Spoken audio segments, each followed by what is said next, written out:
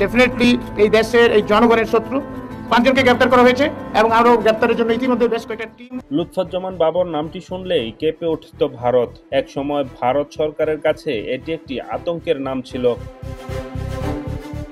লুৎফুজ্জামান বাবর ভারতের 7 সিস্টারে বিদ্রোহী দল বানিয়ে ভারতকে অস্থিতিশীল করে দিয়েছিলেন, যার কারণে সে সময় ভারতে নিজেদের দেশের পরিস্থিতি স্থিতিশীল করার জন্য বাংলাদেশের অভ্যন্তরীণ ব্যাপারগুলোতে নাক গলানোর সময় পেত না।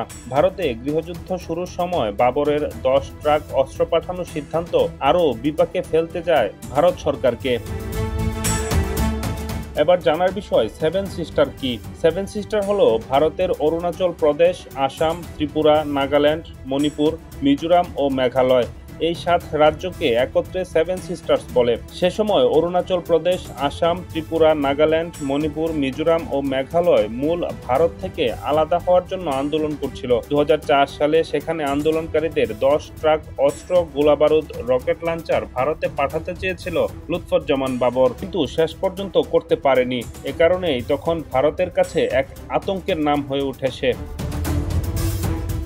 হঠাৎ আবারও আলোচনায় সাবেক স্বরাষ্ট্র প্রতিমন্ত্রী লুৎফুজ্জামান বাবর।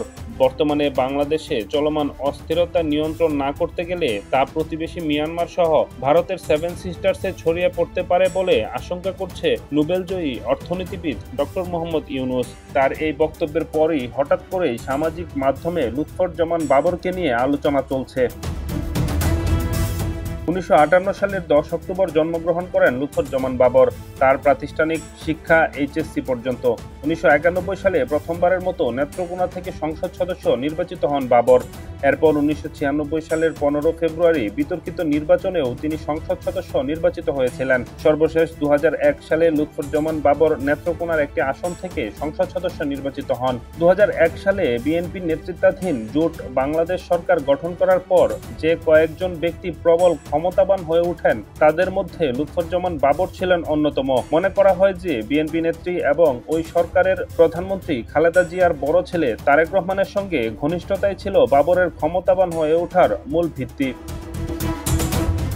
2021 সালের 4 আগস্ট গ্রেনেড হামলা মামলায় 18 মার্চ 2022 সালে তারেক রহমান ও লুৎফুজ্জামান বাবর সহ নতুন তালিকাভুক্ত 30 আসামির নাম যুক্ত হয়। 2018 সালের 1 অক্টোবর ওই মামলায় তাকে মৃত্যুদণ্ড দেওয়া হয়। 2004 সালে ধরা পড়া 10 ট্রাক অস্ত্রের চালান মামলায় 3 অক্টোবর 2010 সালের 10 ট্রাক অস্ত্র মামলায় শোন অ্যারেস্ট দেখানো হয় বাবরকে। ওই মামলায়ও তাকে মৃত্যুদণ্ড দেওয়া হয়েছিল।